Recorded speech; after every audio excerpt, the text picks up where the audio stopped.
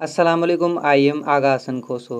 अक्सर आपने Facebook page में या पोस्ट में देखा होगा कि किसी के 1K लाइक्स तो किसी के 1M लाइक्स होते हैं। और आपने यूट्यूब चैनल के सब्सक्राइबर्स में और वीडियोस में भी देखा होगा कि 1K 100K और 1M लिखा होता है। तो इसका क्या मतलब है, आज इस वीडियो में मैं आपको बताऊंगा। उससे पहले मेरे चैनल को सब्सक्राइब करें और साथ में बेल आइकन दबाएं, ताकि मैं जब भी न्यू वीडियो अपलोड करूं तो उसका नोटिफिकेशन आप तक पहुंच सके।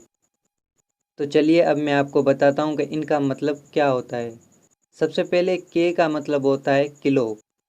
1K तो 1K का मतलब हुआ 1000, मतलब 1000। और 100K का मतलब होता है 1 लाख। और M का मतलब होता है मिलियन, तो 1M का मतलब होता है 1 मिलियन, मतलब 10 लाख। और B का मतलब होता है बिलियन। 100 करोड़ को 1B कहा जाता है, तो 1B का मतलब 1 बिलियन। तो अब आप समझ गए होंगे कि 1K 1M और 1B का मतलब क्या होता है।